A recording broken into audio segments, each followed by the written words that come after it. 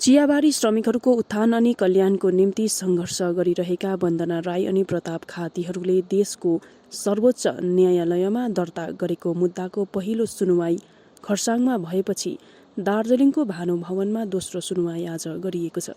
उपस्थित श्रमिकहरूको समूहलाई नेतृत्व गरिरहेका वन्दना राई अनि प्रताप खातीले पत्रकारहरूलाई सम्बोधन गर्दै विस्तृत रूपमा बताएका छन्। नमस्ते, म लिङ्गा टी स्टेटबाट मुन्ना सुब्बा है। र विशेष आज हाम्रो हेरिङ थियो, सुप्रिम कोर्टको हेरिङ थियो र आज फर्स्ट टाइम हो दार्जिलिङमा र यो एउटा सुनौलो मौका हो हामी लेबरहरूको निम्ति है। र विशेष म चाहिँ के भन्न चाहन्छु भन्दाखेरि चाहिँ ट्रेड युनियन चाहिँ अब स्वयं लेबरहरू चाहिँ यहाँ सुप्रिम कोर्टसम्म आइपुगेपछि अब तपाईँहरूको कमानमा चाहिँ काम छैन।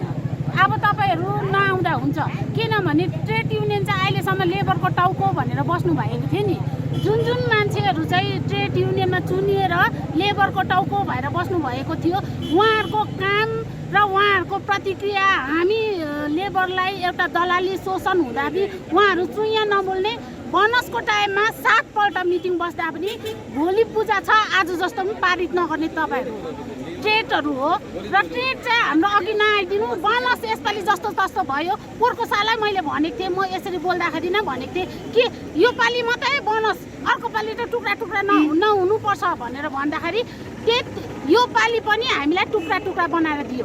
अन्तखेरि फेरि यसरी मोबाइलको माध्यमद्वारा चाहिँ के भन्छ भने अब तपाईँहरूको बोनस पारित हुनु आँट्यो, अहिले 5औँ पल्ट भयो, 6औँ पल्ट भरे 7औँ पल्टमा त बोनस त पारित गर्नु होइन, उहाँहरू आफ्नो घरमा टाँप दियो। र बोनस चाहिँ हाम्रो के भयो भनेर म्यानेजरलाई सोध्नु जाँदाखेरि म्यानेजरले के भन्नुभयो भन्दाखेरि चाहिँ बोनस त तिमीहरूको सरकारले पास गरे त भनेर भन्नुभयो।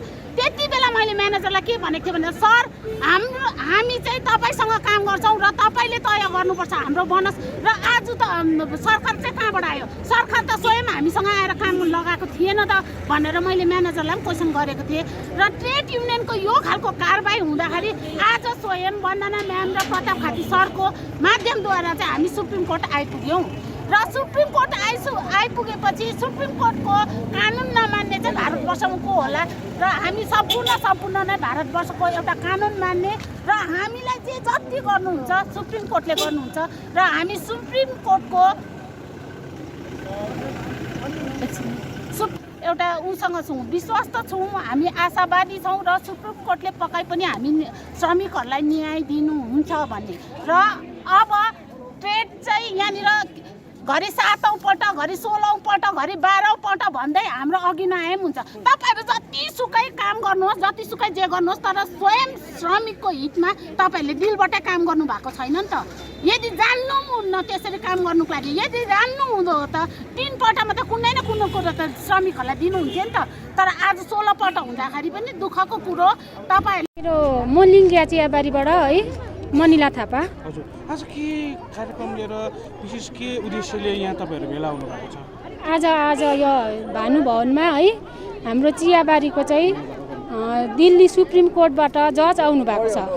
हाम्रो चिया बगानको समस्याको चाहिँ केही सुनुवाई हुन्छ कि भनेर चाहिँ हामी सुन्नुको लागि यहाँ सबै टी गार्डनबाट श्रमिकहरू भेला भएका छौँ। आज कहाँबाट तपाईँहरू यहाँ भेला हुनुहुन्छ? दार्जिलिङ सब डिभिजन क्षेत्रको दार्जिलिङ टिस्टा भेल 86 छ, 86वटै आउनु भएको छ। तपाईँले भन्नु भने समस्याहरू लिएर त्यसको सुनवाई हुँदैछ सुप्रिम कोर्टको लयरबाट भनेर के हो, के समस्याहरू? हाम्रो बगानको समस्याहरू यस्तो छ। अब प्रथम त हामी मिनिमम वेजलाई दिन्छौँ। प्रथम त है हाम्रो बगानमा अब एकदमै रोज कम्ती छ दिनको हाजिरा। मिनिमम वेज एक्टलाई लिएर त तपाईँको कमिटी गठन गरिसकेको छ। अस्ति लेबर मिनिस्टर आएर जनवरीदेखि त्यो लागू हुने सङ्केत दिनुभएको छ।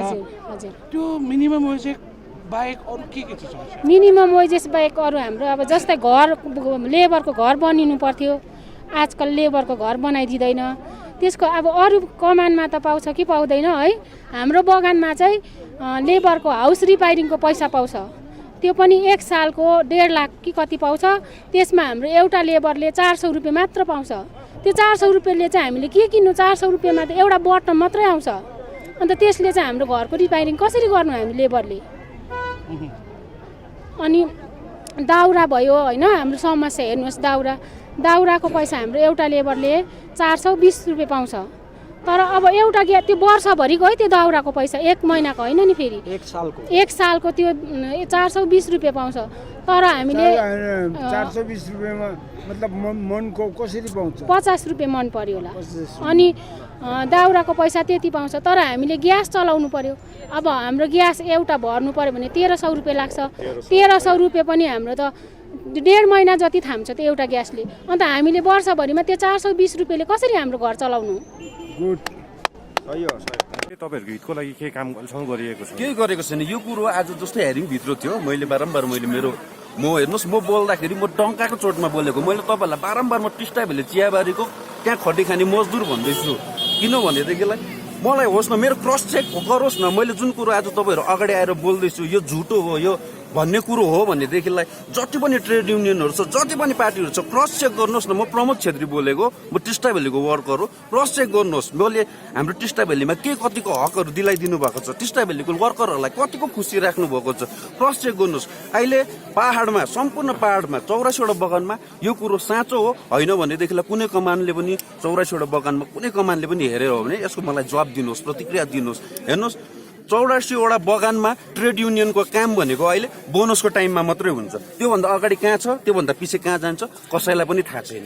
जब बोनसको कुरो आउँछ, हेर्नुहोस् बोनस भनेको कुरो, बोनस भन्दाखेरि ठुलो कुरो लाग्छ जो सहरमा बस्छ, बजारमा बस्छ। तर बोनस एक्चुअलमा सम्झ्यो भनेदेखिलाई एउटा लेबरको बोनस 8000 देखि 9000 रुपियाँ हुन्छ। हेर्नुहोस् है, ठुलो कुरो होइन नि त त्यो 8-9 हजार रुपियाँ भन्ने त। बाहिर हेऱ्यो भने त त्यो त मान्छेको एउटा पकेट मनी पनि त्योभन्दा धेर बोकेर हिँड्छ भनेदेखिलाई 8-9 हजारमा अभिनय गर्नु, एक्टिङ गर्नु आउँछ। त्यहाँनिर हामी छौँ माग्दिन्छौँ भन्ने आउँछ।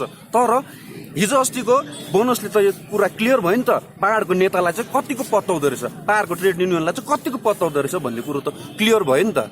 अब आज हेर्नुहोस् 38 गाडी मैले टिस्टा भ्यालीबाट आएको भन्ने कुरो, यो कुरो मैले भन्नुपर्छ। आएको भन्ने कुरो हामीले आजको हाम्रो दैनिक हाजिरा माया मारेर आएको, कमान बन्द गरेर आएको, हाम्रो हक अधिकारको लागि बोल्नुपर्छ भनेर। तर आज यो आउँदाखेरि हाम्रो त्यो हाजिरा लागिएन, त्यसको हामीलाई माया पनि छैन, नलागियोस् होइन, लागिएन। तर यही कुरो चाहिँ फेरि ट्रेड युनियनले तिमीहरू जनसभामा जानुपर्छ भनेको हाम्रो वाइस लागिन्थ्यो। त्यो हामीले माग्नु पनि पर्थ्यो। त्यो किनभने मिलीभगत छ नि त, नुन खाएपछि कहाँ माग्दिनु सक्छ मालिक पक्षको कुनै। हामीले यस्तो मान्छे देखेको छौँ, हेर्नुहोस् कस बेकारी, एकै पैसा पनि कमाइ छैन, त्यस्तो मान्छे अहिले गाडीमा हिँडिरहेको छ। त्यस्तो मान्छे आएर के अरे 7 बजी राति 8 बजी राति म्यानेजरसँग बस्छ न त। फेरि अरूमा त के हो कस्तो हो, हाम्रो टिस्टा भ्याली बगानमा चाहिँ म चाहिँ यो कुरो भन्छु, युनियन कहाँबाट आउँछ? हामी युनियन प्रेसिडेन्ट हो, हामी युनियन सेक्रेटरी हो, त्यहाँ मजदुरले चयनै गरेको छैन। मजदुरको लागि बोल्ने त मजदुरले चयन गर्नु पर्यो नि त। यो विडम्बना, यो हाँसउठ्दोपन अब कुन कमानमा छ। तर मेरो कमानमा चाहिँ प्रेसिडेन्ट र माथिबाट पार्टीले छानेर पठाउँछ, कसले पठाउँछ, लेबरले चाहिँ पटक्कै पठाउँदैन। अनि एउटा कुरो, अब हामी टिस्टा भ्याली कमानमा चाहिँ नाम लेखेर दिने मैले सोचेको छु। नाम लेखेर लेबरको प्रत्येकको सिग्नेचर उठाएर यो ट्रेड चाहिँ सपनामाजी सोताङ, म चाहिँ तकदा क्यान्टिमेन्टको हो। म चाहिँ यहाँ न्याय एनजिओबाट आएको हो। म चाहिँ यहाँ, मलाई चाहिँ यहाँ कसै पार्टीले ल्याएको होइन, कसै म नेताको थ्रुबाट म आएको होइन। म चाहिँ सिर्फ एउटा न्याय एनजिओको भएर चाहिँ यहाँनिर चाहिँ कमानकोहरूलाई चाहिँ अधिकार दिलाउनका निम्ति, उहाँको समस्या बुझ्नको निम्ति चाहिँ आज मैले चाहिँ यहाँ सुप्रिम कोर्टमा चाहिँ एउटा केस दर्ता गरेको हो। के कस्तो मतलब के कारणले गर्दा गरेको भन्दा चाहिँ जब हाम्रो यो 2020मा एउटा पेन्डेमिक भएको थियो, ठुलो महामारी चलेको थियो होइन, त्यति बेला चाहिँ यो सबैजना घरमा बस्ने भयो, सेनिटाइजर लाउने, मास्क लाएर घरमै बस्ने भयो, कसैलाई बाहिर जानुदेखिको रोकियो।